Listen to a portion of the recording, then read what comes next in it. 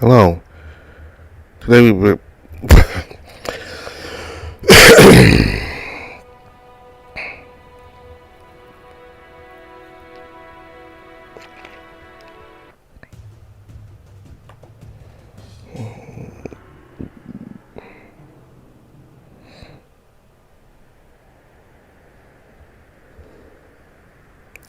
Hello, and today we'll be playing Shelter. What I'm going to do today is that I'm going to go to the to-do list and complete Williamsville next time, but I want to go to the gallery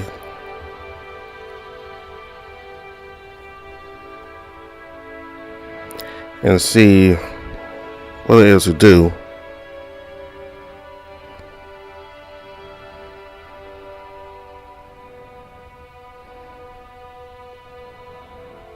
I'm taking a man with a mid-afternoon.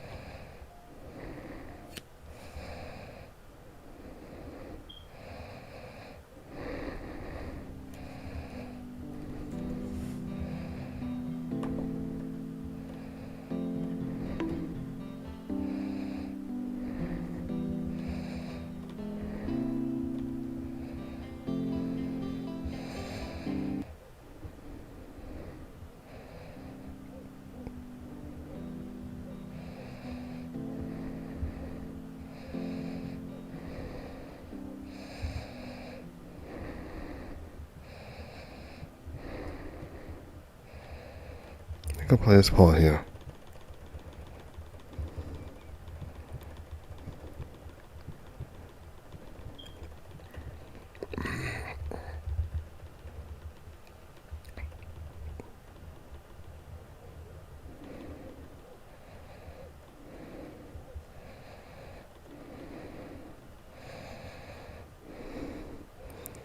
You're lost in the conversations in those little cliques, and it would be unnecessary of me to butt in. They have their fun, they have their booze, let them chat. Meantime, I don't know. Maybe I should take a quick nap. Today is going to be very busy, so I should take any opportunity to rest. I've been working so much lately, all day, every day. I have to make sure that I'm at my best tonight. I sit down behind the bar and close my eyes for just 10 minutes or so, just a few minutes.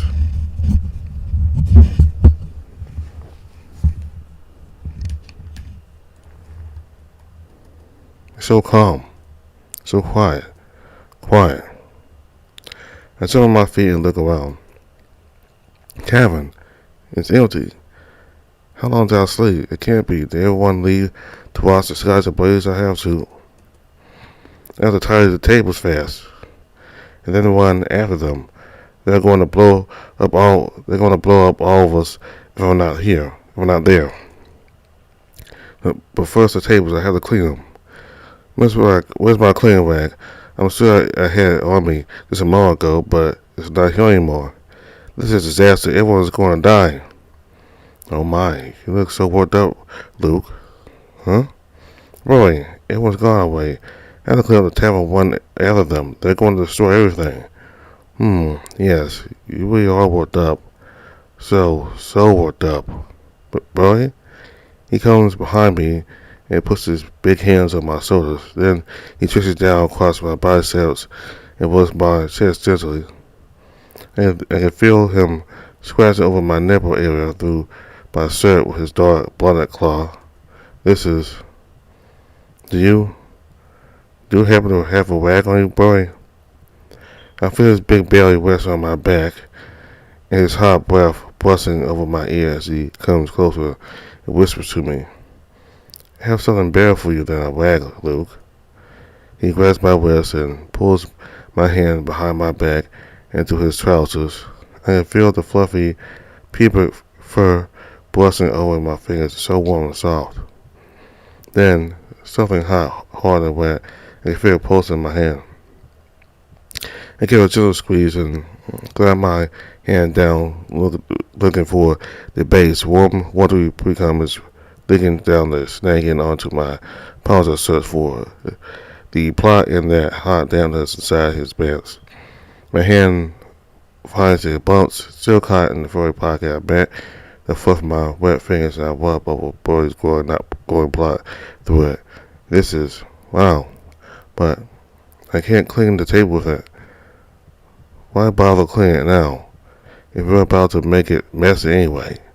The Master Saint Bernard embraces me tightly, gives me a long lick over the nape of my neck, making me weak in my knees. He pulls my hand out of his pants and he puts his hand on my pants and brings it right in front of my mouth. My heart is racing my chest as I struggle to keep my breathing steady. I can smell moisture with every breath I take. Earthly, manly, powerful canine. You want to do on the table? But boy, that's unhygienic. Put E on it. I'm too horny to care about hygiene and food safety standards right now, Luke. Today, I'm a bad boy. He sets me on top of the table and flips me on my back. A low growl rumbles in his throat as he looks me over, panting. He's so excited that he's drooling over me. His massive Alexan bumps against my leg through his completely soaked pants. Strip, Luke. This can't be happening. What's gotten into Burry? I never seen him acting so weird. I can't say it doesn't excite me though. Burry is so handsome and such a good friend. It makes me feel safe. If he wants to do it with me, then I want that too. I swallow a nod to him. I start taking off my shoes, socks, and trousers in a hurry. I unbutton my shirt, struggle with it for a moment, and I finally manage to pull it over my head. Burry is already naked so fast. What? Wait a second. Something is very wrong. Burry, where's your pocket? My pocket? You're supposed to have a pocket. What happened to it? Why does that have a pocket? You don't have a pocket. But I'm not a dog. You are a dog, boy. You should have a pocket and a plot, a dog. What is the point of having different species in the story if everyone is human where it counts the most? It's okay, mate. Don't overthink it. Just enjoy the dog. That happened, human. So that's how your kind mates. And then maybe we will all take our turns at the boy. This isn't canon anyway, so let's go wild. One day everyone come back. They can say everything. We sprawl naked over the table and want to have sex with my friend with Burry.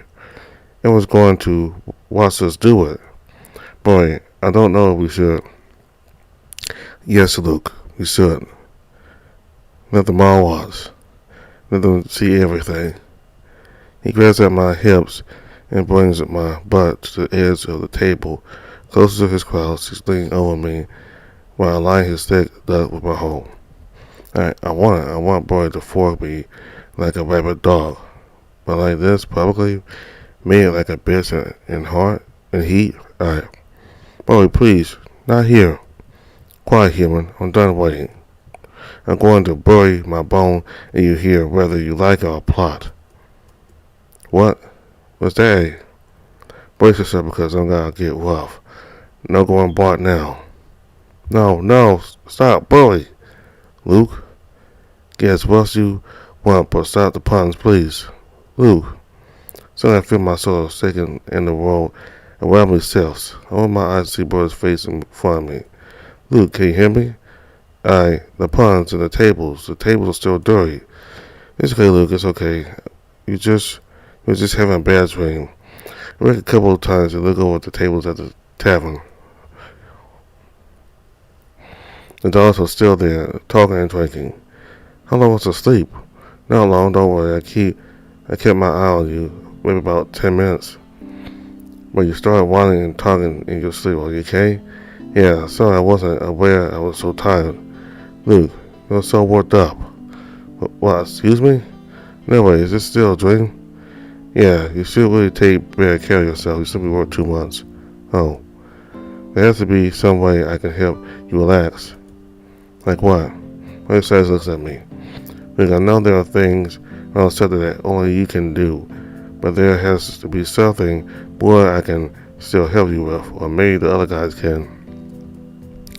We can find someone else to feel for you here at the tavern. You just have to tell us.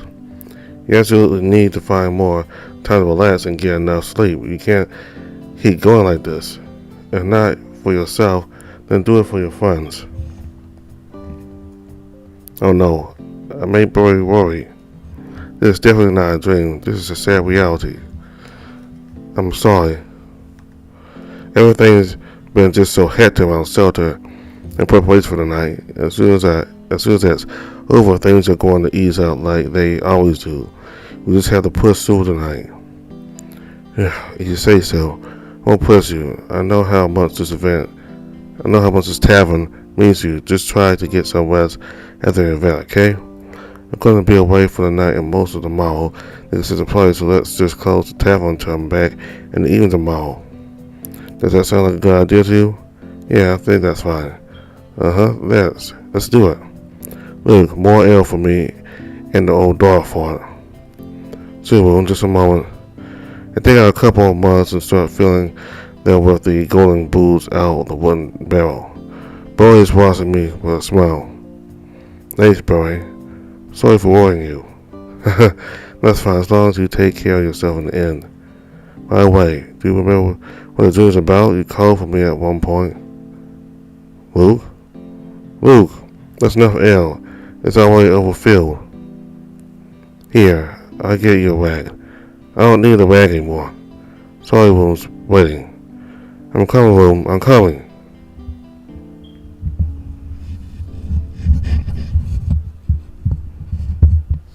The rest of the morning passes uneventfully.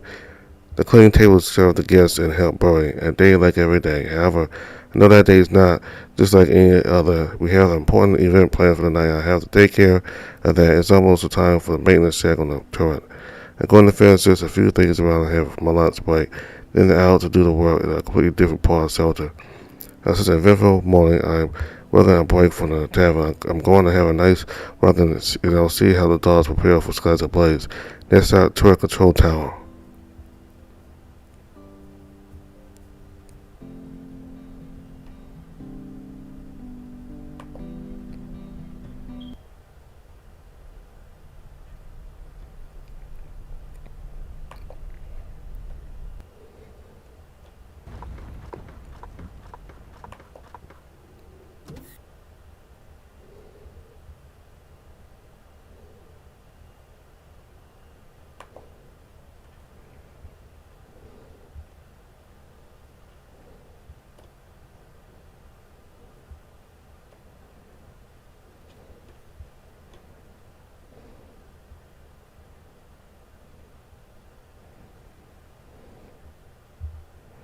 That wasn't part of the to-do list, but I want me to take a nap in the morning.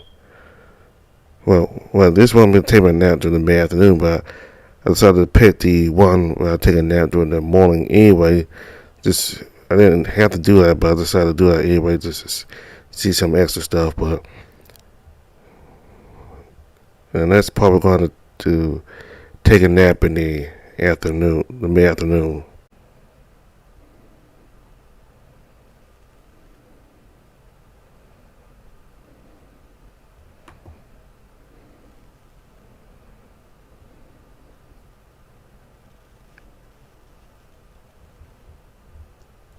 Who dares approach me in this darkness?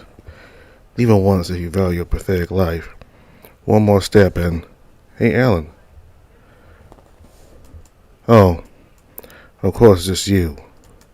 Yep, me. Listen, I'll be brief. Would you like to hang out with me tonight? That's unexpected. Yeah, I'm at the tour for the night, so I'm free to do wherever. It would be cool if you want to be a part of it.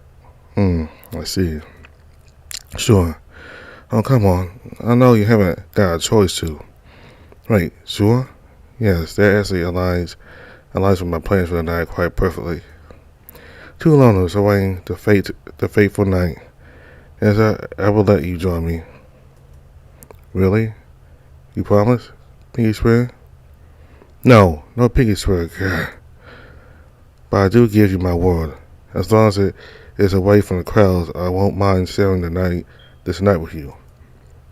I promise. That's amazing. Will you finally share your tragic backstory tonight? Who knows? Maybe I will. Maybe I won't. You will have to wait and find out. Thank you. This day is amazing already. I won't be bothering you any longer. Enjoy the rest of your drink. I'll go invite the others too, and I'll see you later. Wait. The others? Yeah, you know, Boy, Will, Max. You didn't tell me you want those three around too. Of course I do. They're my friends. No, don't. That's a terrible idea. It never takes to a disaster. Oh, come on. I know you haven't got a chance to befriend any of the dogs yet, but you will never if you stay in your dark corner forever. We will choose a nice place away from the crowds, just like you like. It will be fine, you see. Alan lights up another cigarette across his arms. He won't even look me in the face. He looks pissed. Okay. I'll be forced you if you don't want to. But whatever you want, forget I asked. But withdrawn. No forgotten. I always keep my promises. Just go away. Leave me alone. He sees me away. I decided to not bother him any longer and just leave him. I wonder if we'll see each other in the evening or not. Whatever we decide to do in the end. In the meantime,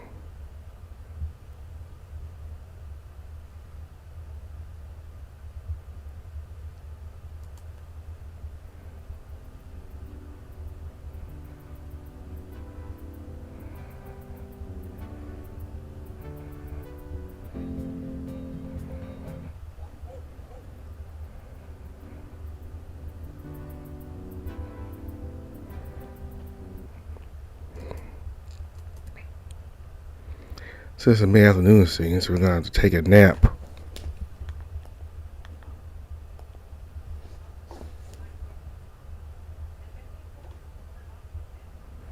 I feel exhausted after all the work I've done with the turret. It's still the middle of the night, so how about I get some rest first? Let's get some sleep back for whatever the rest of the day has in store. Let's find a quiet, dark corner and close my eyes for just a few minutes.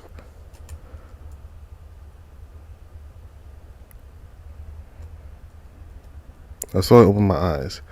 Something's not right. I'm not lying down. I'm standing up. How am I standing up? I blink a few times, look around, and then notice that I'm actually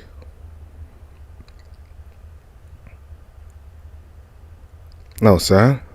It's definitely outside. The sky is still dark, but it looks like dawn might not be far. It's in the early morning. In fact, this is the top of shelter. This is why I can see so far into the fields of snow. Shelter's metallic top is under my feet.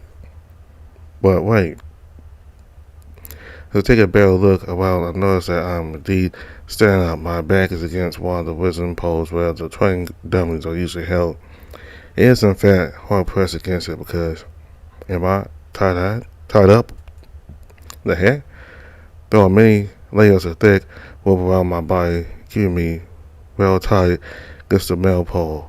They circle my chest many times, then my legs as well, making anything other than squirming impossible.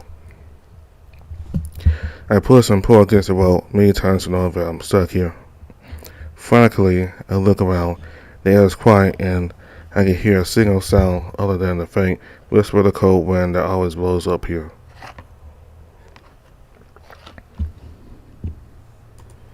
It's absurd. Room usually holds training sessions here. The morning's still early, but shouldn't that be at least some dogs getting prepared? Where's everybody? How did I even end up here? Who brought me? Who tied me out, and why? Hey! I call out. My voice only echoes through the emptiness. Help! Nothing, only wind. What the heck? In fact, something else is wrong.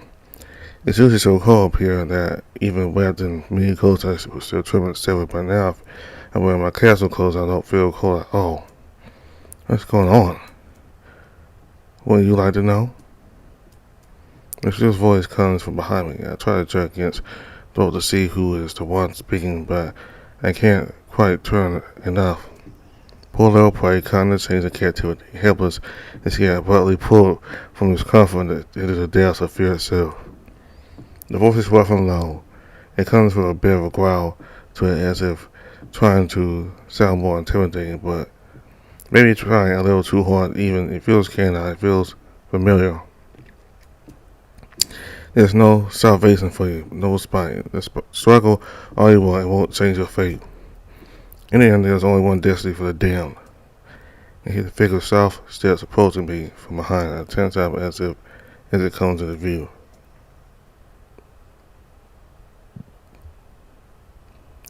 Bartness awaits us all.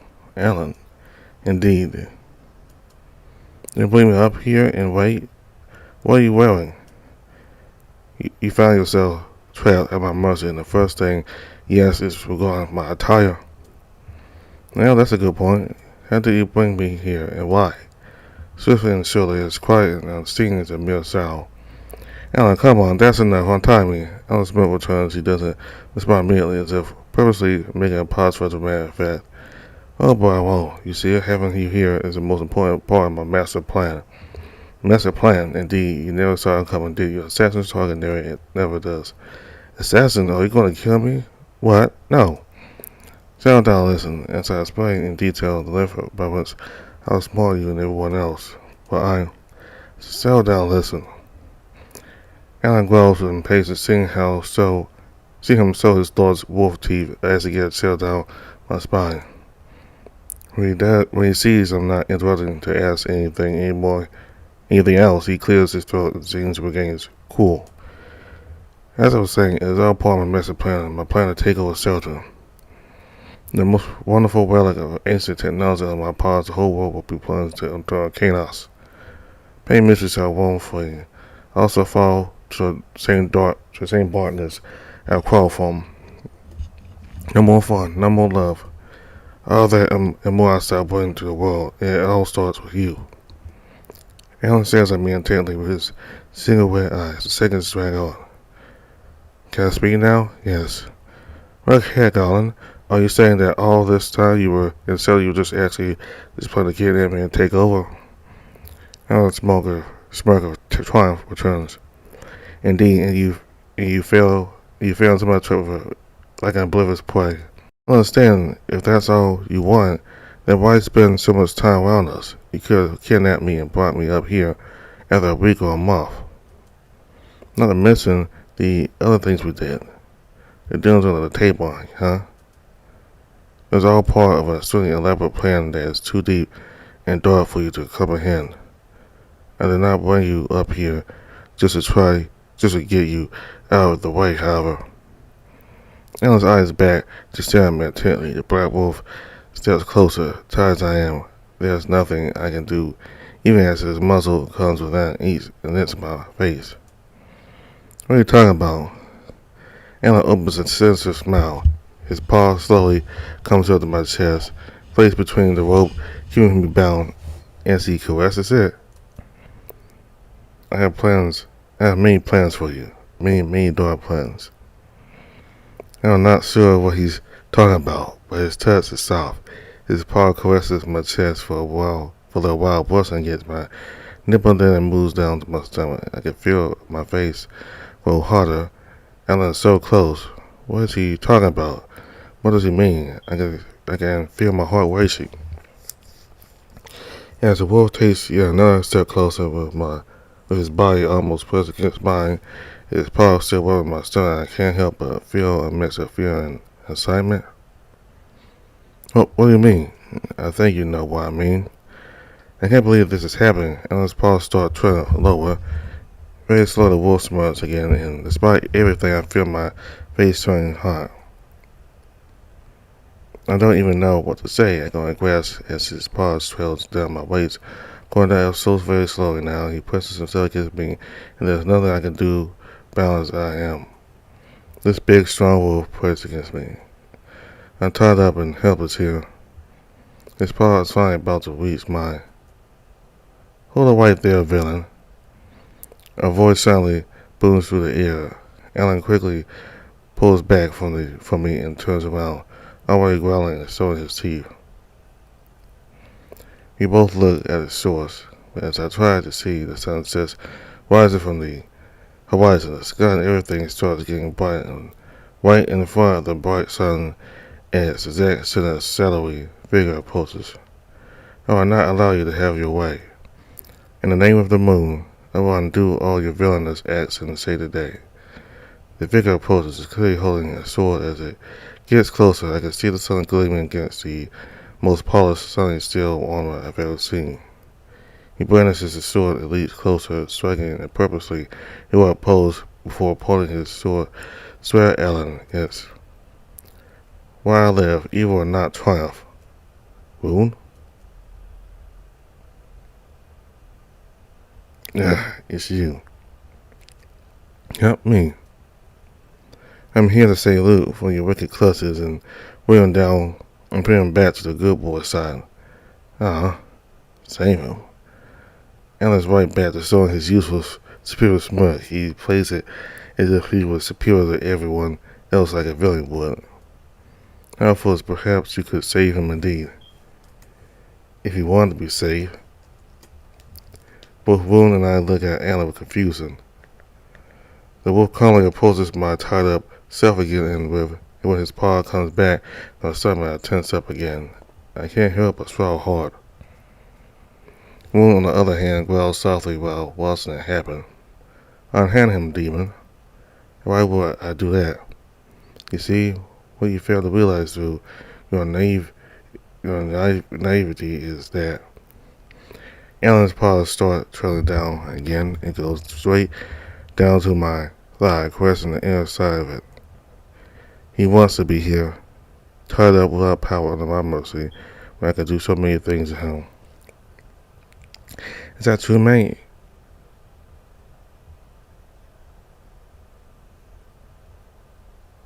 That's not true.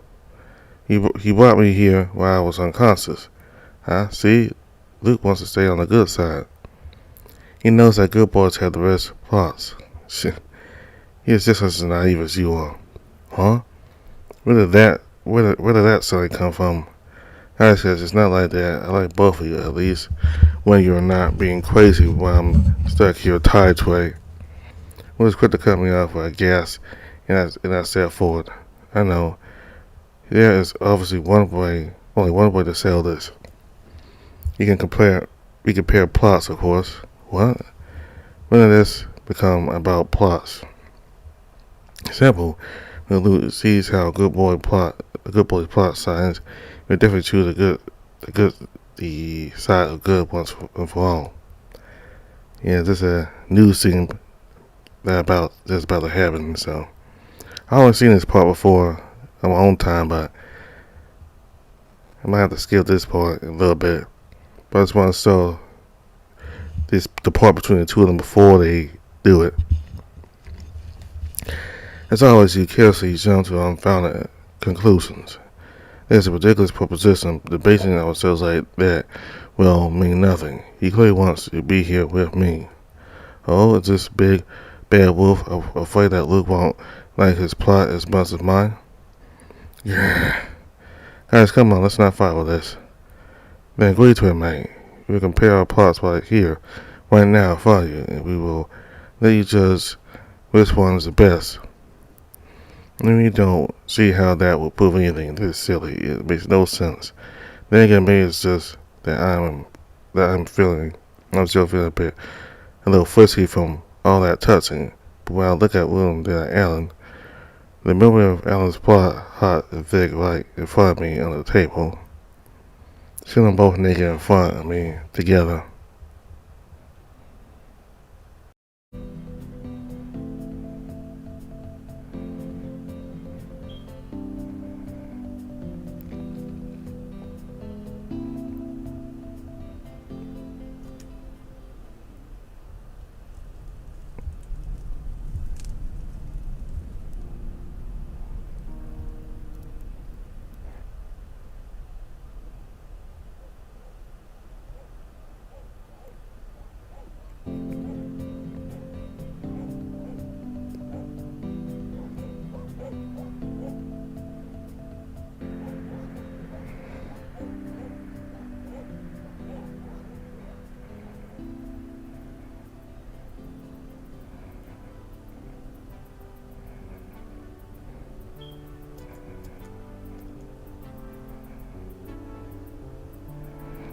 Hey, so the little boy call's name is King.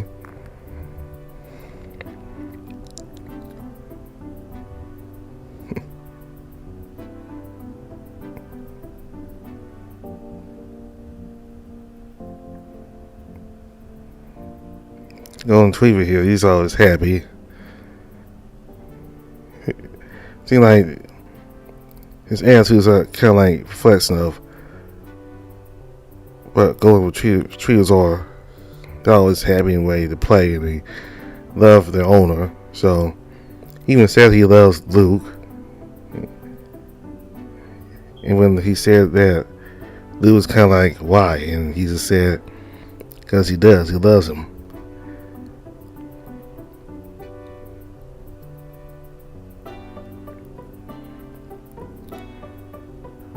Are you happy, the Golden Retriever?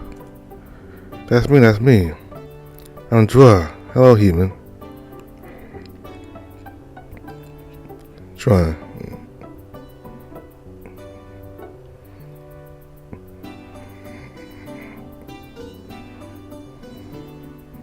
See what his name is. Yeah, he's the one who was with Luke and Woundsroot when they decided to go out to gardens and come back to monsters. He was scared, but he decided to go with Luke anyway. While the other dogs, including him and I get the other one, but he was injured and he couldn't go. And one other dog was too scared to go out there, so he was the only one who went with Luke. See what his name is. His name is Diesel. Right here.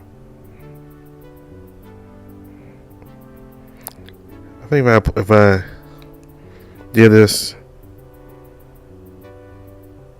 well, I don't think I had an option of filling out the names.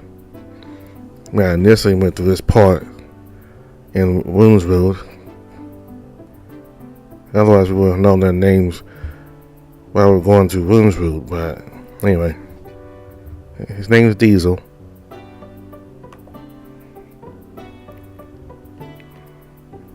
See what his name is. He between Australian Shepherd and a Commodore, Sarpay, right? Yes, that's my name of my clan. I knew it. I've heard the reason you come from is beautiful.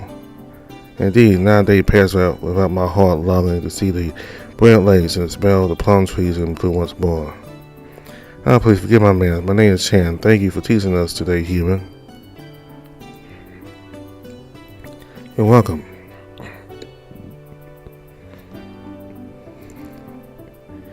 So his name's Chan. So like,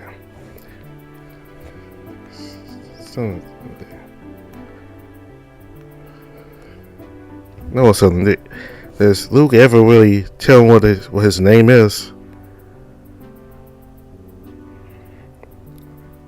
I don't know if they really call him human because the fact he's a human, he's just so different from them, or if they still call him a human because he never gave out his name to them. But I don't think Luke ever really gave out his name to them or insisted on them calling him Luke. Anyway, so his name's Chan.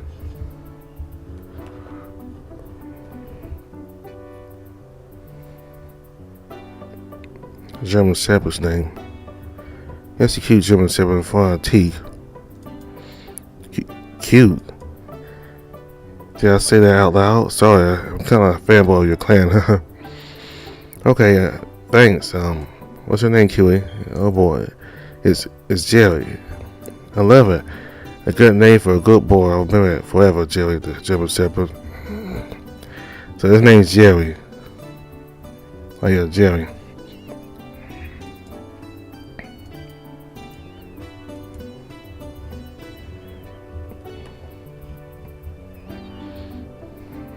So back to the king here.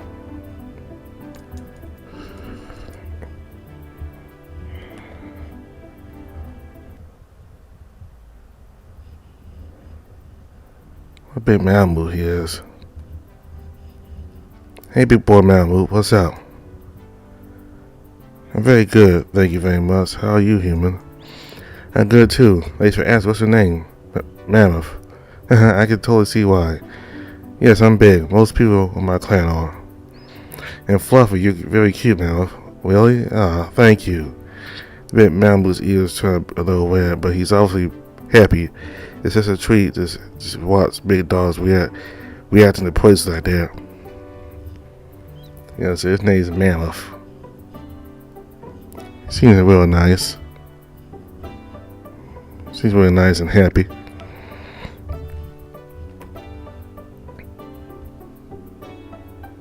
Here's another big dog here. See what his name is. Yeah, I see big boy in the front. I met you, the Great Dane. What's her name? Can you hear me? You. Okay, never mind. What's the question? I forgot to give him a deep voice there. Yeah, I meant to give him the deep voice. Oh well. What's the question? I smile trying to encourage him, but I can't help but feel a bit uncomfortable looking into his eyes like he stares right into my soul. Are you warm? I guess, yeah, I have a very nice warm coat. Warm inside. Yeah. Okay, who's next? Anyone?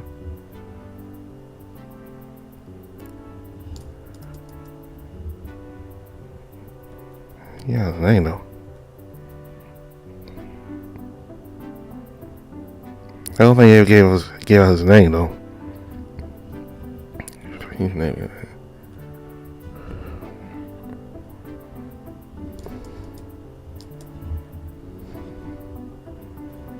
He's an Australian Shepherd. Hey, boy, mate. Name's Mate. That must be confusing growing up.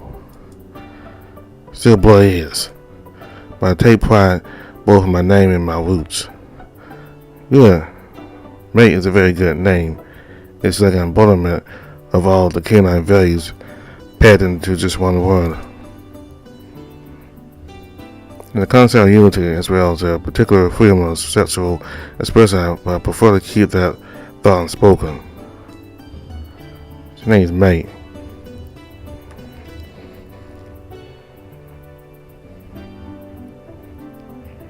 Maybe if I know what his name is. Yes, he's been born in front. I mean, you a Great Dane. What's her name?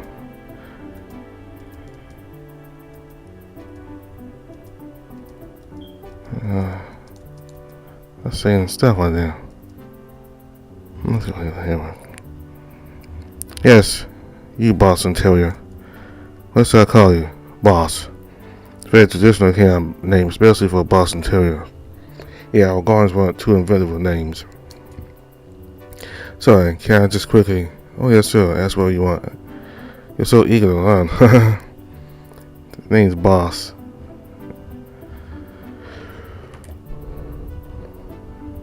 Oh, King.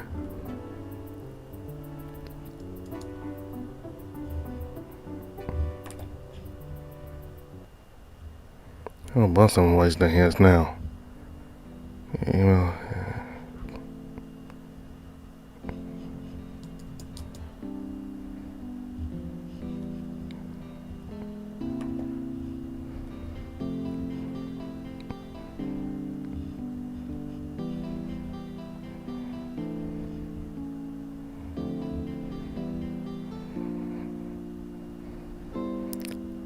Since I missed out giving him the deep voice last time, I'll play this part for him. Me? Yep, what would you like to ask? Just wanna, because I'm always a bit anxious about skies ablaze. Are you worried that one day you may shoot down the moon? What if it falls down from the sky? I like the moon. I don't want it to get hurt. The poor boy whines, generally worried. He's just a kind, gentle, fluffy giant. Don't worry, that couldn't possibly happen. I always aim away from the moon. The mammal side lets out a sigh of relief and wags his tail. Thank you, human. I'll woo to the moon your honor tonight. Thanks, that means a lot to me. You want questions?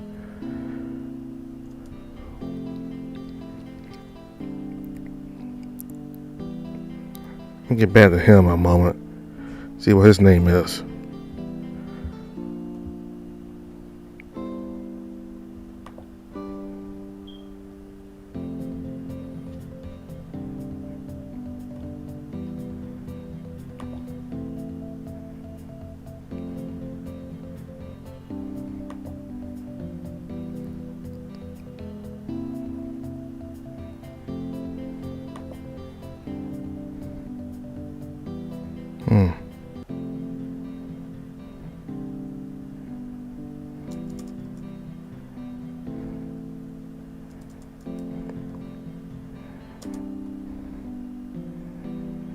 Oh boy. That's Great Dane. Yes? Can I touch you? Why? Please. Well, maybe not now. Later. Sure, yeah, whatever. Listen, you feel okay? Oh, wait. Okay. Don't worry about him, Luke. He's new. Right now he's having a bit of a rough time going through his self-centeredness, but playing outside helps. I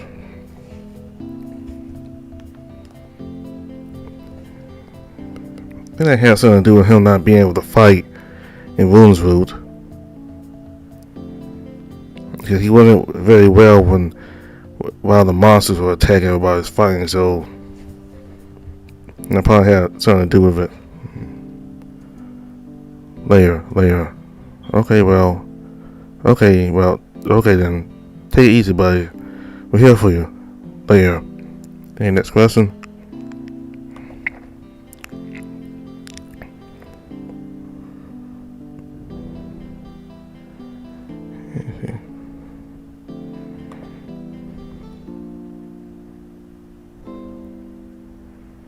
Okay, we all their names, except for the Great Dane. He still didn't really give us his name. I don't think he's completely well. Having sickness because of shelter, so he's not feeling very well, so we didn't get his name.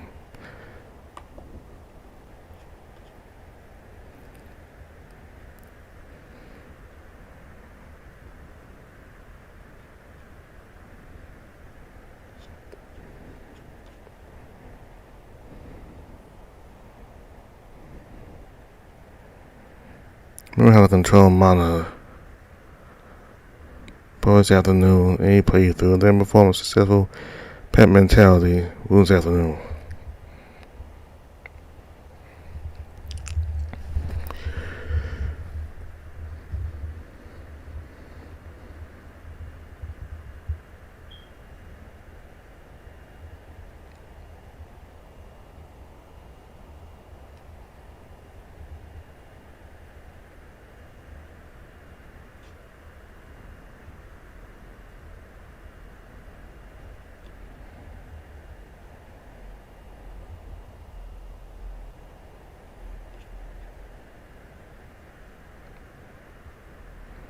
Okay, here we are then.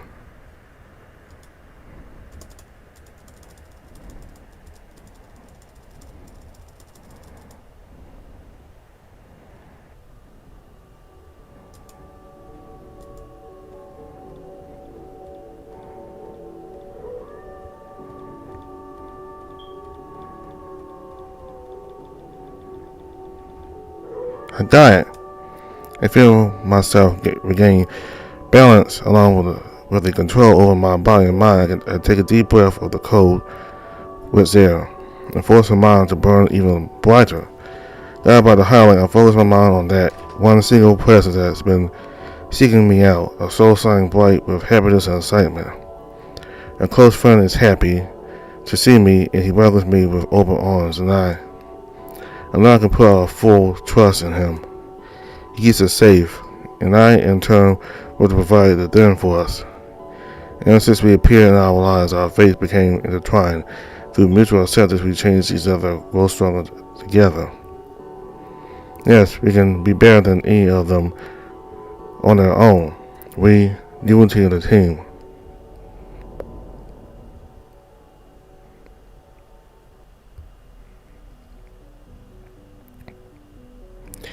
You cannot stare at Wound intently. Once he ceased his howling, he became uncharacteristically quiet and difficult to read.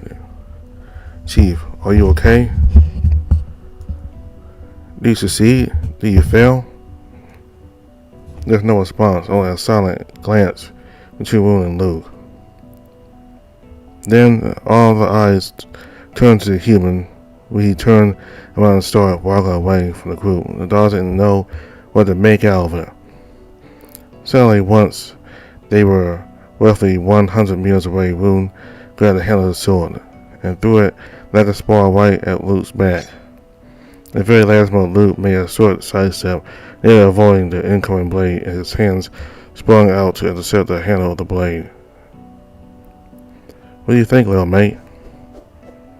A series of accurately arched slashes immediately followed a splitting image of Wound's style of sword fighting. Instead, he rested comfortably in one of his battle stances.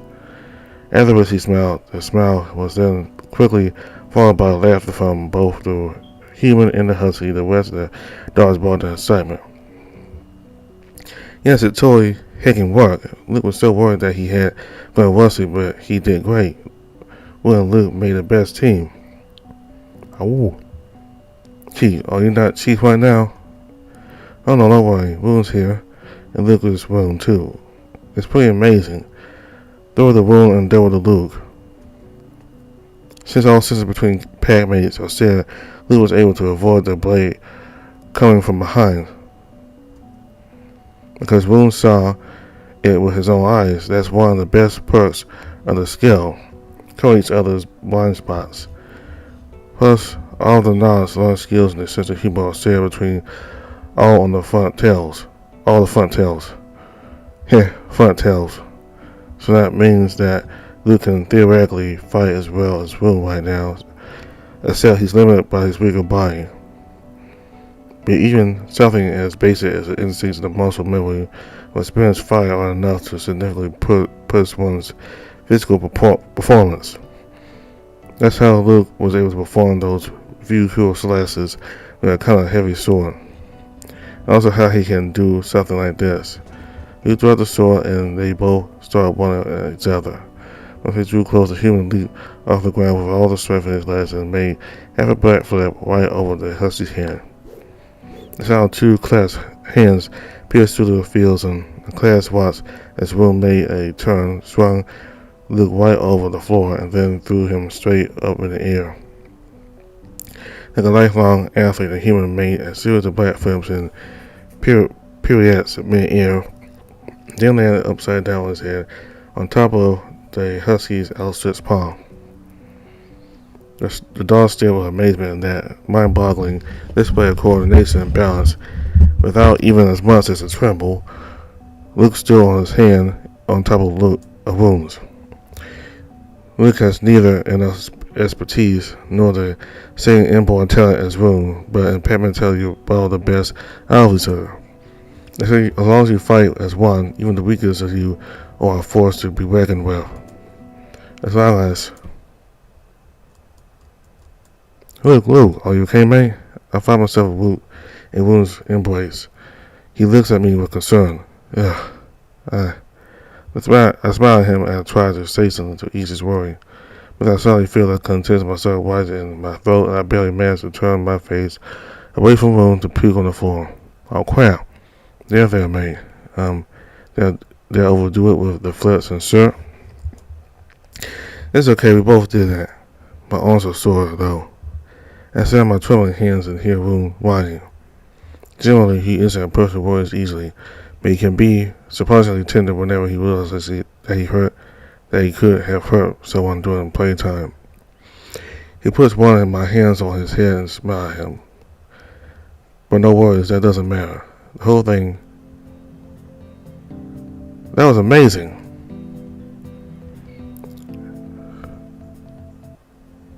Oh, did I put plug there?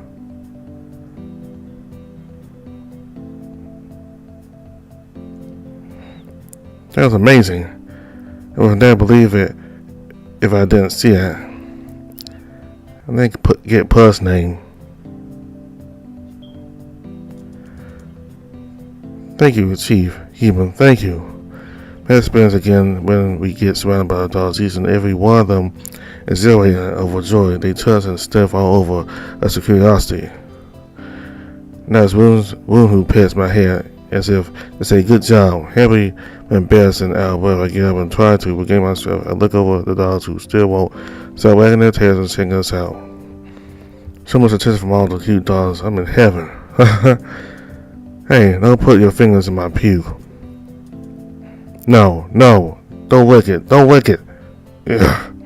Don't worry, mate. This is science. It's over now, right? Yeah. I went out of camera and the connection broke. It's just me and Wound now separately. I thank Fork for that. Still hateful self. All you.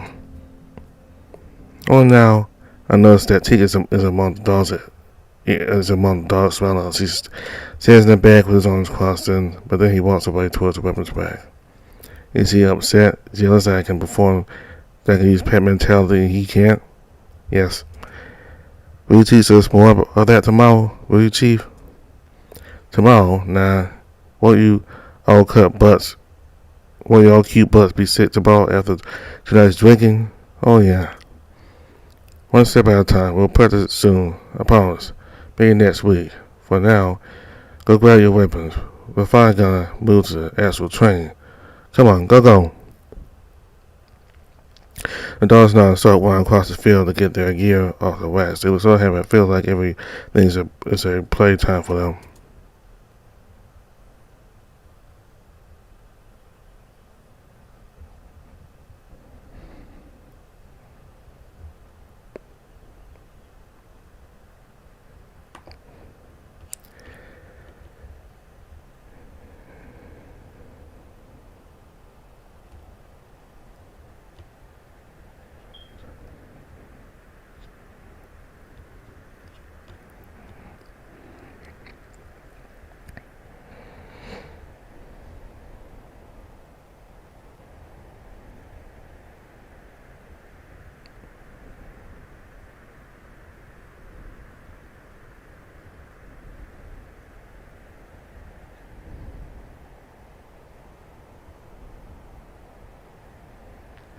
And then convinced Alan joined the baths, though.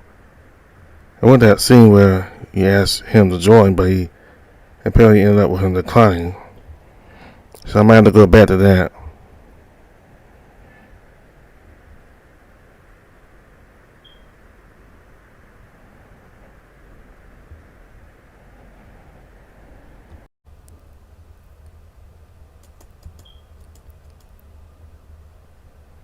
By a quick glance, I noticed that Alan doesn't take a sip.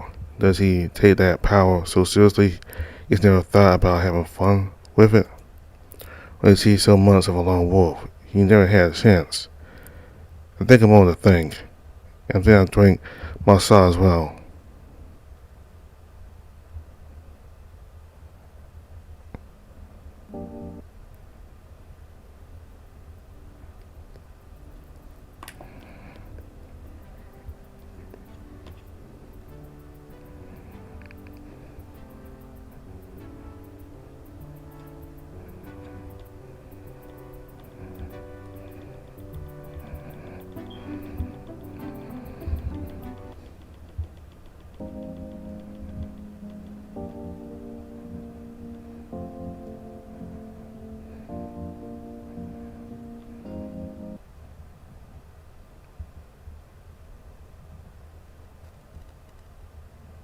Yeah, let's get going.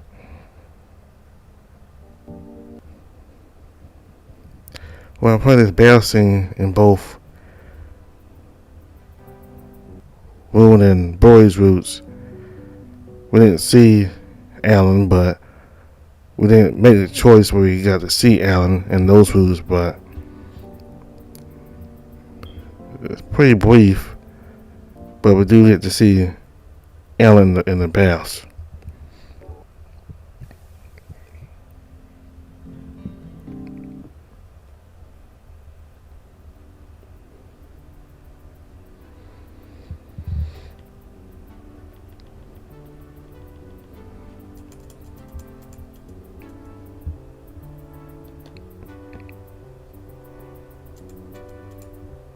Rude. What a damn, the wolf? Why aren't any of you doing anything? Are you okay with wolves too? It's okay, boy. It's okay, boy. It's okay. Calm down. He's harmless. Well, I choose not to be harmful, yes. Luke invited him. We do not question Luke's judgment. I told you he's there. I told you he's here, Luke T. I said Alan's here. Even more of a reason to get you out here. Sorry. I'm calm now. Good boy. So T's even more mad at Luke for inviting Alan. And apparently Boy has some kind of dislike towards Alan because he is a wolf. And apparently Boy has some slight prejudice towards wolves, so he doesn't like Alan that much. It's kind of surprising though. They would be kind of prejudiced towards anyone really because of their ways, but I think like once we get to the part where we hang out with Bowie and we pick to talk about Alan, you'll get a good idea why. Okay, so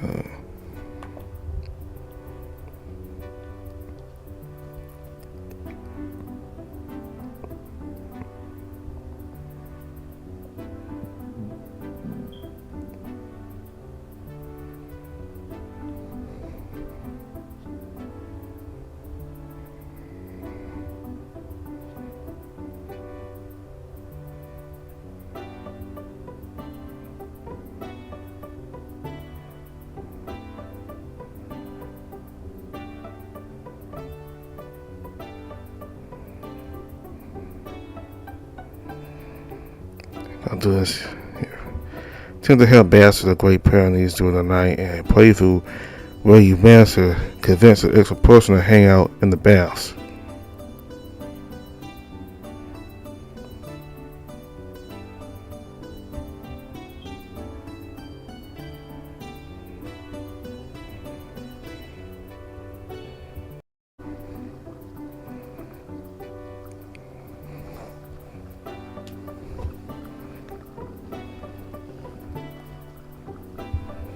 So we're about to pick Alan.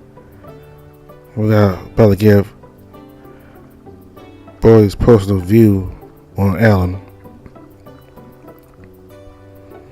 Hey Brody, what's your opinion on Alan? Ray goes quiet for a moment.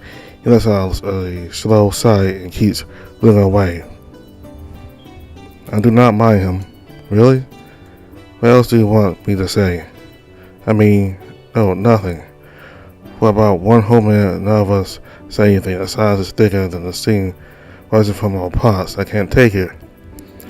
Are you sure that you... Look, I have full trust in your judgment. My opinion does not matter.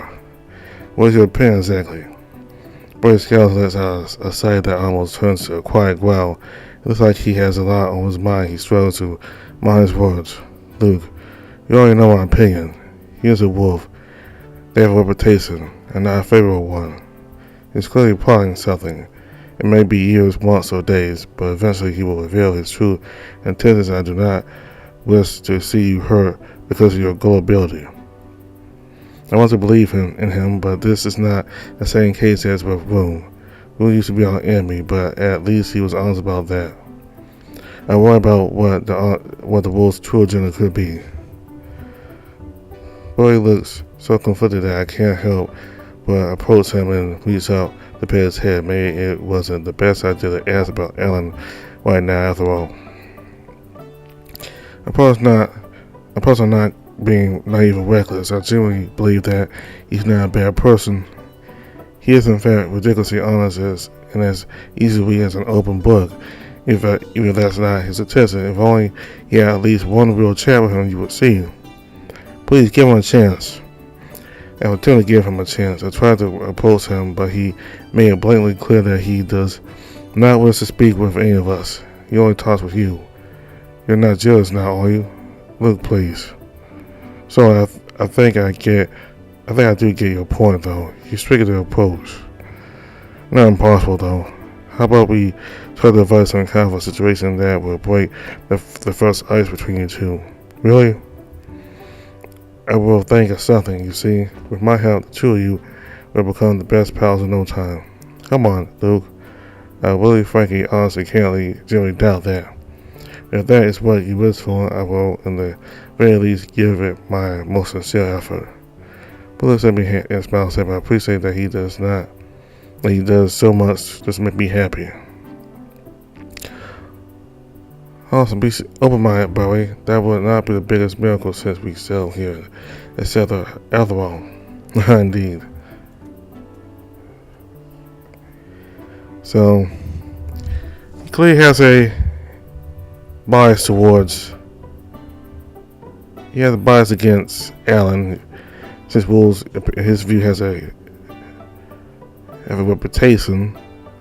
I guess it has something to do with the fact that the wolves are the ones who won the kingdom, and that the dogs are kind of like subordinate to them, sort of.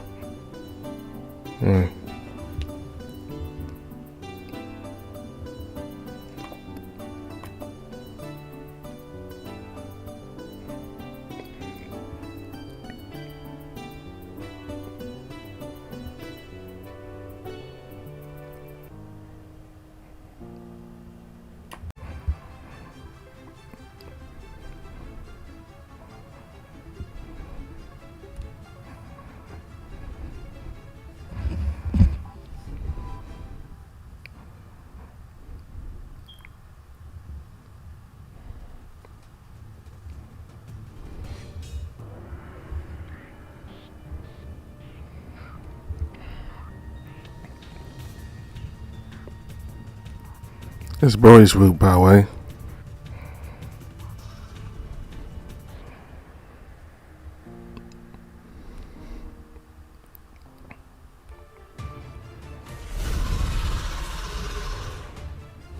What the hell are you still doing here, you idiot? No way. He actually came. Alan, thank you. Yeah, say so. They aren't there yet. Why Alan canine mine? I can't see them. They use your own eyes, you fucking donkey. But I need them for later to fix the I hear a heavy, dull thump behind me, followed by strange wheezing. Did the dog collapse? Okay, screw it. He has no time for my indecision.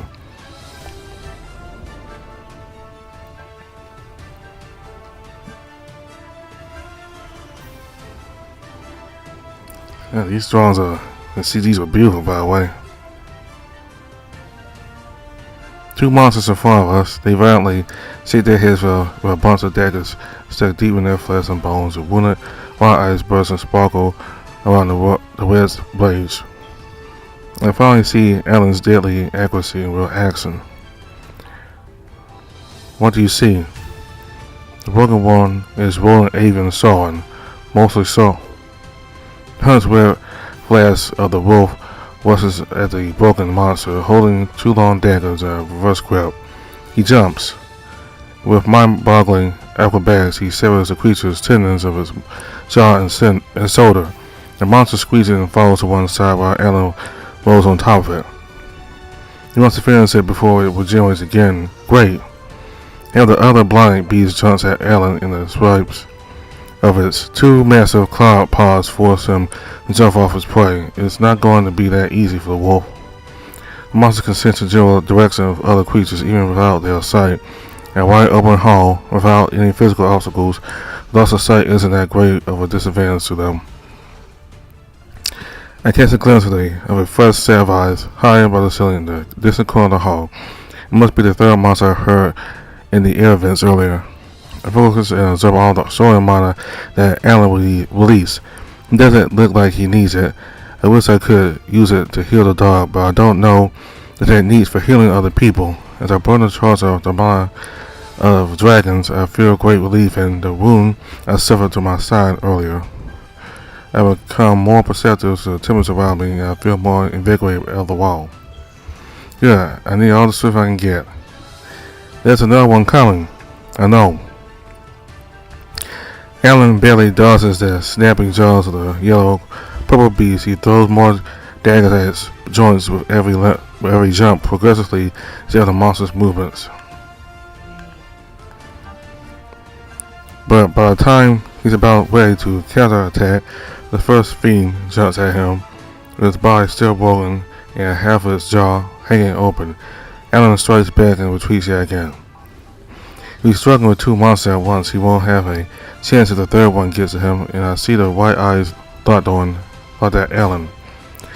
The beast jumps off the ceiling onto the walls, then on the floor. The floor shakes with each of the creature's long strides towards the heart of the battle. Alan snarls in irritation, fending off the other two behemoths just when the third one is about to barge in and seal the deal. I bottle tackle it first, the strength of a Russian bull. I'm small, but the power of the ungulate races allows me to pack in a real punch so hard I can almost hear my own bones cracking. A wave of mortal fear washes over me when the monster returns its huge, ugly head towards me and bares its long, sharp teeth. What the hell am I doing? Charging at it straight on? But I do what I can at the moment. When it snaps at me, I fight the fear with the bold instincts of the multiple races burning inside my spirit. I'm on the monster's head, its side and arm, with powerful strikes way past my body's natural limits. At the same time, I compensate with the healing provided by the solar mana. If I could keep it forever, I know I would be able to overpower the monster, but I know I can't. I have to stop this retreat sooner. I'll break sooner than the monster does. Warden again, huh? That may just do. The monster's broken again. Time to retreat.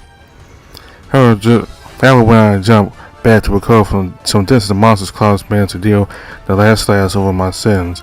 This is bad. I feel the final sparks of solar mana inside me finally subside when I force the wound to close. I may be able to outrun this one broken beast, but not for long.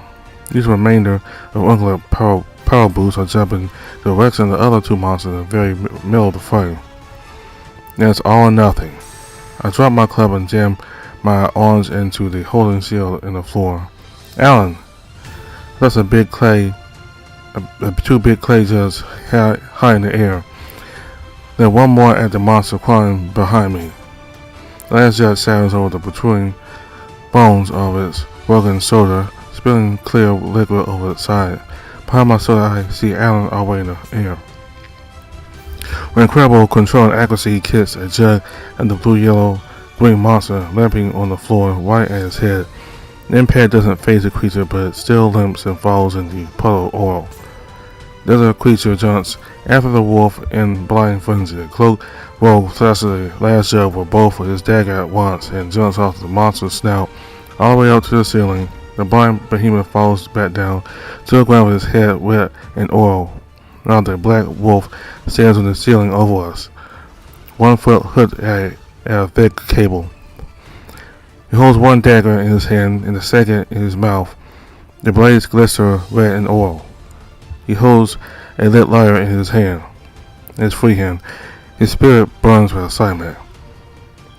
I don't know what that means. In a hurry, he drops the lighter and takes the dagger out of his mouth. His spirit burns with embarrassment.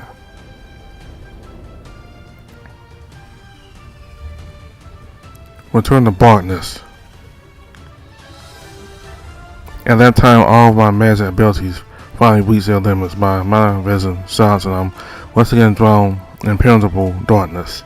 I'm surrounded by screeching monsters, unable to protect myself. Focus all my attention on the only thing I can see. A small light frame falling down from the ceiling. I watch it dwindles and seems to disappear at a moment during its fall, and just when I'm sure the flames about to die out for good, a sharp clang of metal shots against metal reverberates through the room. A flash of 2 daggers cold in flames pierce through the darkness like the eyes of a fire demon. I fly through the air, leaving smudges after immense tails with each twist and turn. I stare at them with fascination, like if I'm watching a fire dancer's spectacle at night. They seem to stop for a split of a second. And then they make a quick, right perfect circle. Only a small section of the fire rings briefly obscured, eliciting an angry snarl from a monster I still can't see. Still, but then I can see it. Oh.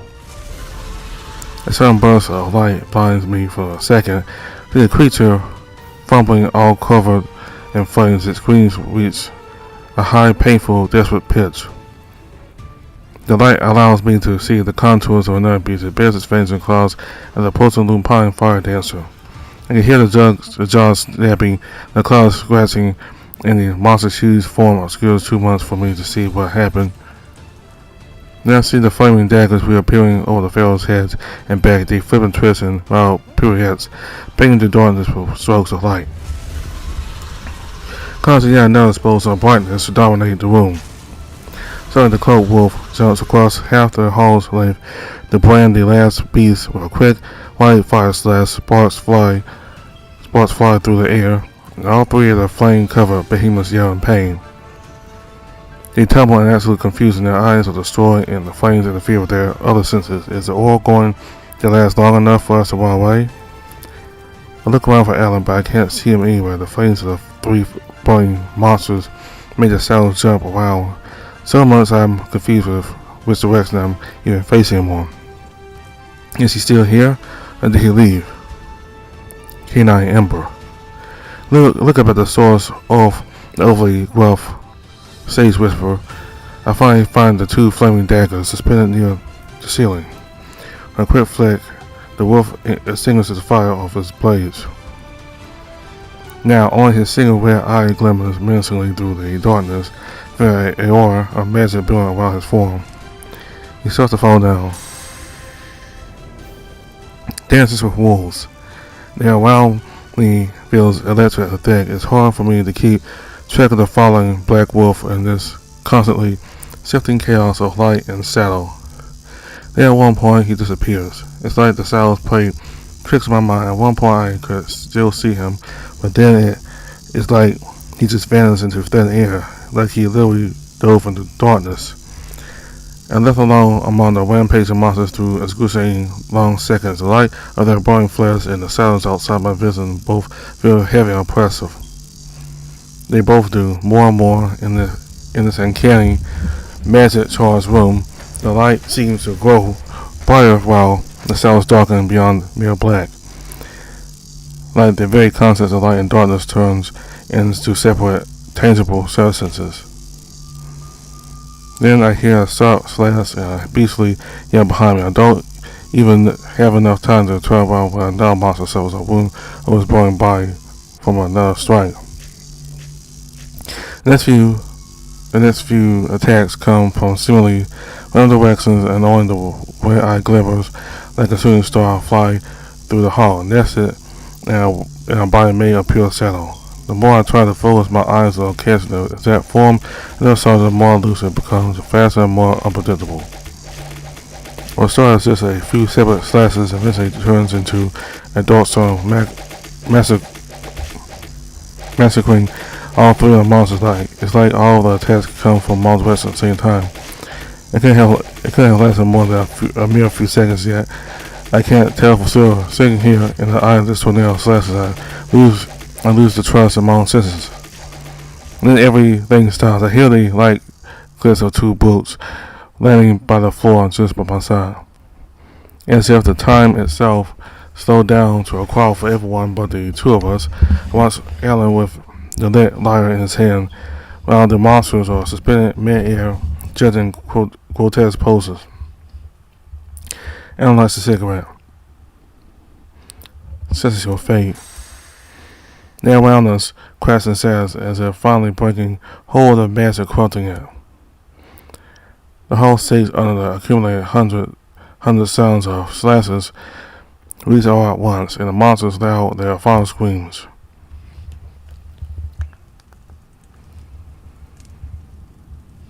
The sounds returned to the familiar darkness, and flames regained their natural warm hues. The echoes of the spell dark echo finally ceased. We're at last left in silence among still burning, stinking giant carcasses. I stare at Alan with my jaw dropped. He doesn't look at me. He is quite unmoving. Pretty cool, huh? Yeah, damn. I didn't know you were an Ember level warrior. There are many things you don't know about me. So many secrets. Really makes you curious, huh? I know more, do you? Sure, absolutely. Well, then brace yourself. For what? I have barely enough time to spread my arms and catch Alan as he falls off his feet onto me. His body's limp, but he still keeps the lit cigarette in his mouth. Embers on the top grade of magic use. Of course he would feel a whiplash on his spirit now. Don't you dare think I'm weak. I don't, really. It wasn't even my final ember. I was using only 20% of my power. I know. And I politely get both of us back out. It's going to take some time for me to regain my full control of my own body after the intense mind burning I went through. But I still have enough strength to help Alan. Now we can finally find a way to bring the dog to safety. Let's hope we manage to do that in time before he bleeds dry. You're a bloody dumbass. You shouldn't be here. You're only wasting time. I need help. If I wasn't here, he would die.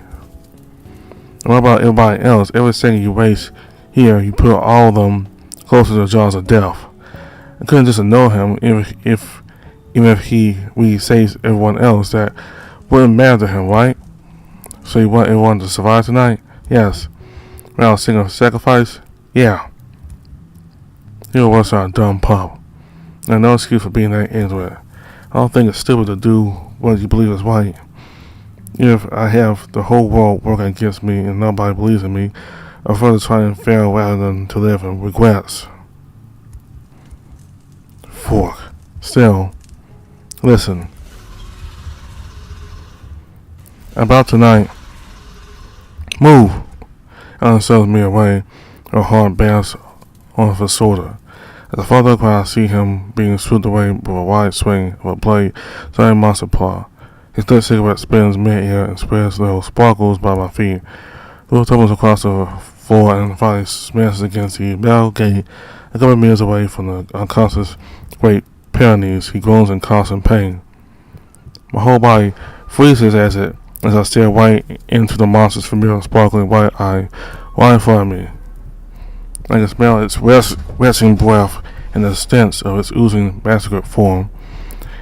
as the flaming oil still burns is alive. Lumps of muscles and skin dangle around, with Oliver's blade chopped in deep cuts. I watch up close as the tendons of his jaw stretch, pull, and the joints fall into place. The monster makes a whistling snore out of its sliced throat, and then swoops his paw once again.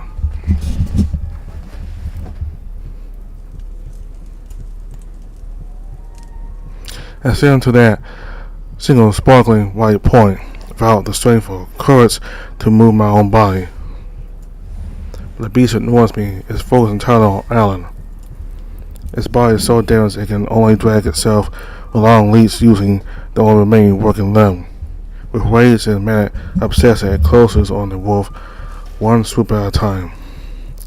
I see Alan trying to get up, using the walls for support, but his legs give in. Oh no. He clutches a dagger in his hands and tries to get up yet again, but yet again he falls. The dagger falls off his hand and he holds his side in pain. The wolf glares back at the approaching monster with a fury matching his own.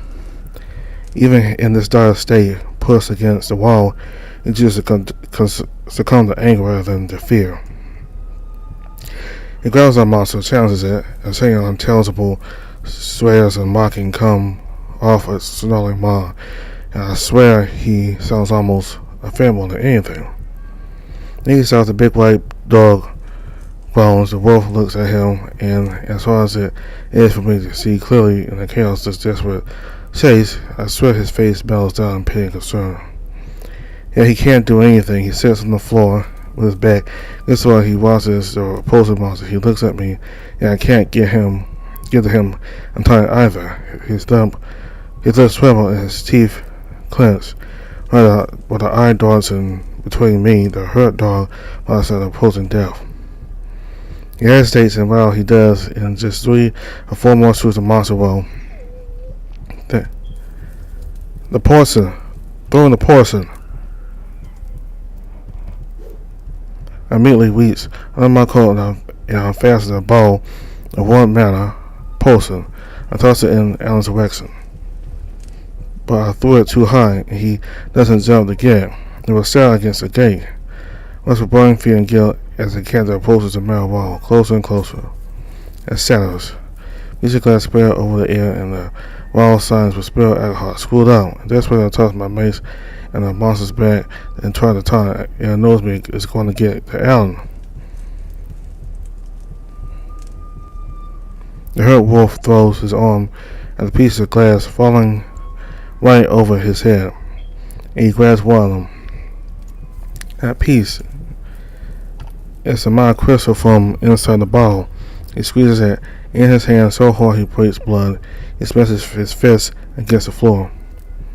The holding seal doesn't open for him. His face tenses and strings of jewel hang from his snarling maw. He can't connect with his seal. The monster's next lunge closes at half of the remaining distance. More tendons and joints heal and fall back into place. Thick saliva sprays from his ravenous maw. It lunges head first at the wolf.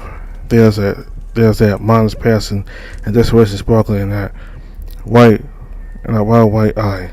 In the middle of the jump, the giant maw jaws wide open.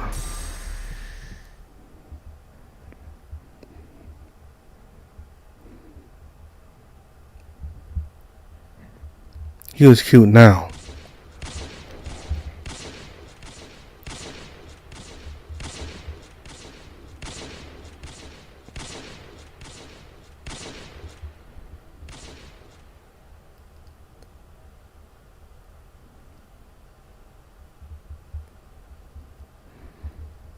The monster carcass lies on the floor, motionlessly, not a single twitch.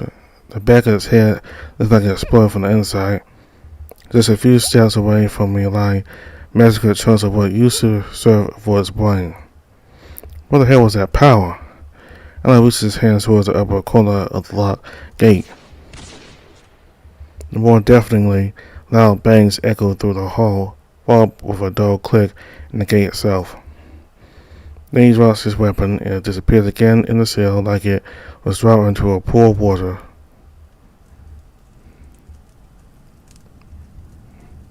Was that your final ember? In a sense. You should be passing that. And you keep a secret.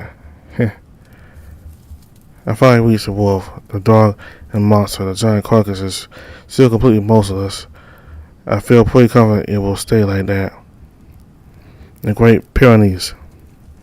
It's still breathing. I can see its chest rise up and down. Cannons don't die that easily. He's still unconscious though. The gate is unblocked now. Come on. A muffled head, Alan manages to keep himself up on his feet this time. Together we try to pull the gate open. And it's certainly moving now. We're just too tired and hurt to put enough strength behind our efforts. We pull and pull, going and swinging in our efforts. Then it moves on its own. It opens so wide the dog will finally be able to pass through. The bastard's head pops up from behind. Want to see the one who opened it for us just now? You. I'll take him from here. I'll take him from here. You two go. He grabs his friend under his armpits and drags him over the floor out of the hall. If we're glad to see him again, it must have taken a lot of courage to get out of his hiding spot and come here. He gives me a bit of a shameful look, though. He stops for a moment. It looks like he tries to bring himself up to apologize. Maybe he was watching us fighting the whole time. He never came to assist us. And then he just looks down. Human. Wolf. Thank you. And he disappears behind the next corner, along with his unconscious friend. He must feel guilty about not being able to help. I wonder if this whole encounter would go smooth if I convince him to come with me somehow. That doesn't matter now. In the end, I'm just glad they are both okay. Well, look at Alan. He blushes and looks a little embarrassed. What's that about? Is he not used to being thanked and appreciated? Thank you for saving us, Alan. Whatever. Don't think too much about that. You were so pathetic and well like a pup. That was annoying. I came to set you up, that's all. I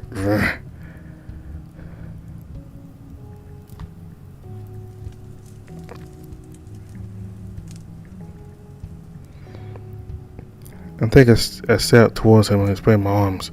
At least I try to. He pushes his palm against my face and stops me in my tracks. Nice try. You want to embrace the darkness. This is not how you do it. Boldness is something you embrace with your scarred, tainted heart, not with your smelly arms. Your hand smells nice. This one perhaps, but I use the blade one the next time you try the same shirt. Okay. I smile and turn toward the gate. With the dog say I have to continue with my run towards the control tower.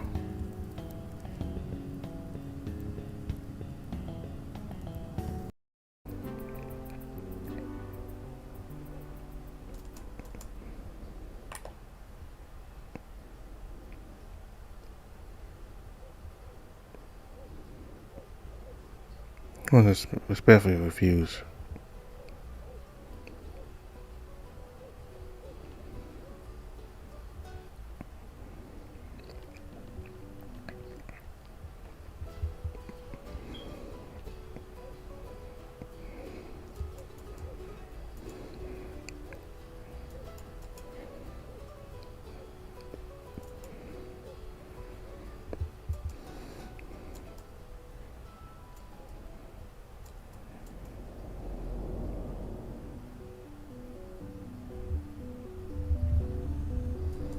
Oh, damn. Sir, you're right. It's for a mana. I knew what kind. A lot, 3 different types, with a few intertwining mechanisms. Purple, yellow, green, so it's ungulate, avian, roller. Why is it so complicated? What the hell is this? Really, the looking tube on the side of the cane is one of the few elements without mana. Still, where I stare through it, it lets me see far away in pretty good detail. This is really useful. We should take it apart and see how it's made. This could be helpful to the scavengers. I've seen a few of these, but those ones were as compact. No, follow your own magic. Looking too. Hands off mine. Focus on the rest. What can you tell?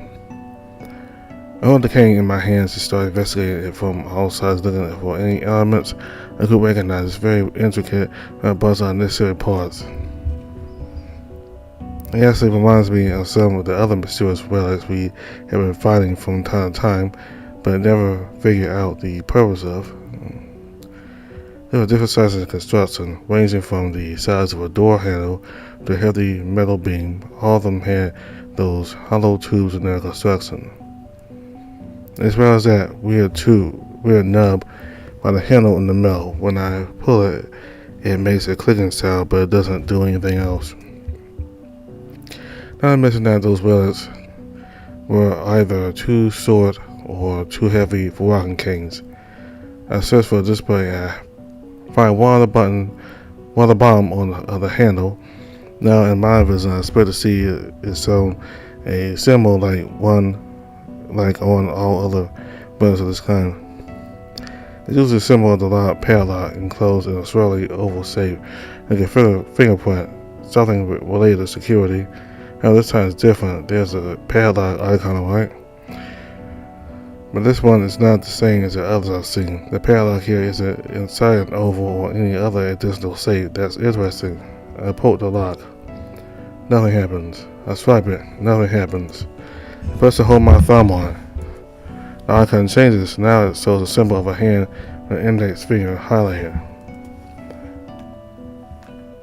My heart races as I carefully place my index finger over the display. There's something. Yes, it did. Sir, this has never happened before. That's amazing. What happened? What do you see? Register now. I've seen this before, like a little grid. Okay, let's just click OK here. I think it's just registered me as its new master. What? No, stop that. It's my cane. You don't even need one, human. Your legs are young and healthy. I know. Tell it that it should listen to me. This will be healer, not you, human. Hold on, I'm just trying to get a hang of this menu here. It's so tiny. System, and the list here, permissions. Okay, I will need to take more time to mess around and find out how to put you here instead of myself. So how about I just change the permission to that be used by anyone for now? Sure, I don't want to find out what would happen if I touched it otherwise. From my experience, absolutely nothing, but you also won't be able to access any of its special features, and that is, let's see if the clanky nub will do anything now. I grab the handle in the middle of the cane, put my finger over the pulley thingy. Holding my breath, I apply more pressure in, but still nothing. I was so sure we got something. Can I try being able to listen to Daddy? Sure, it's fine. I hand the cane back to this, so he starts investigating it from all sides. Then he puts his hand on the handle and starts messing the clicky knob as well. Still nothing happens. However, I notice that there is brief activity in the purple and yellow. One seconds like something was supposed to happen, but the reaction was blocked.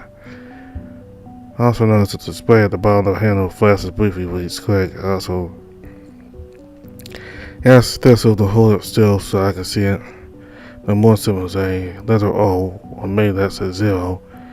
Also another weird shape I don't recognize at all.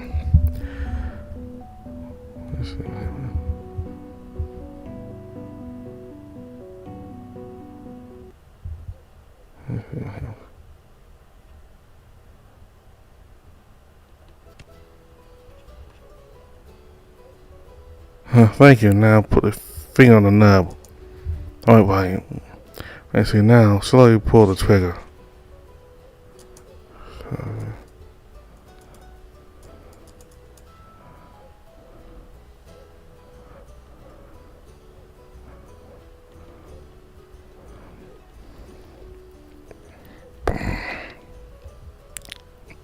What bloody hell is that? Turn my eyes in the direction where this was aiming a cane. As I'm almost staring, I can finally notice a tiny hole in the snow near one of the snow bathing dogs. The dog is still fast asleep in a thin white stream of smoke or steam seeps out of the hole. A short step away from his head. Did the cane throw something in that direction? I point that out for Thessa. The old dog stares with his mouth wide open before he can finally speak. This is not just any ordinary walking cane. Yeah, it's not. It's also a toy. Yeah, a pretty loud one. Ouch. But ain't that perfect for the festival? T couldn't have chosen a better time to give it to me. What were those exactly? A pebble, maybe? I ate one of the stone. Wait, I ate on the stone. After all, is this an agent's idea of a sling?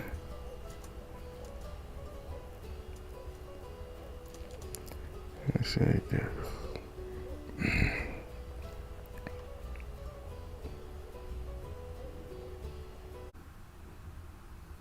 So we covered the to-do list, most of it anyway. I think this one has a sex scene, so I'm not going to sell that. And this one's a little confusing to do, but I did manage to cover most of the to-do list so far, and a few others dealt with sex scenes and all that, so I couldn't sell. So I think next time, well, not necessarily, but eventually, I'll decide to cover more of the Barkus Corner. We did a few of them in Bury and Wounds Root so far, so want to cover more of these.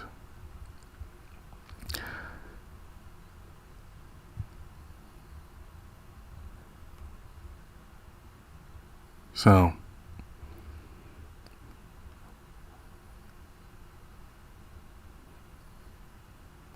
we got to see Alan use his powers against the monsters, and he proved to be very powerful. And Luke didn't know that he was an Emperor. He can do Canine Ember as well.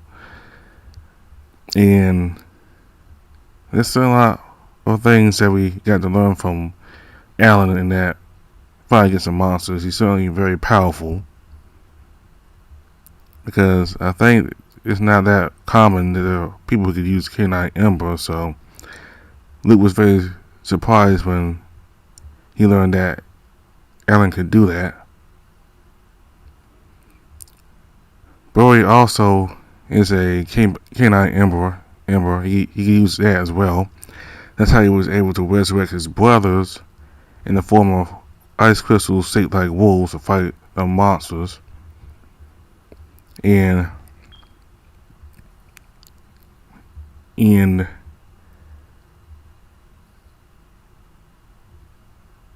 Wounds Root, we see Thurso, and he clearly has low self-esteem, that he hasn't been able to do anything constructive. He can't fight, and that he never really fought before. That's why I said, at least that's why I think he said, but so he has a low self-esteem because he thinks he doesn't have any value to add to Shelter, because he's old and he's weak, and he never been able to fight along with the dogs. But we got to see him finally use his cane, which is actually a gun. He was able to shoot the monsters, and because of him, it helped Luke and everybody else and having a better chance of defeating the monsters. So that was a big moment for Thistle, that he was able to be of some worth to Shelter. Not only for Shelter itself, but for him personally. So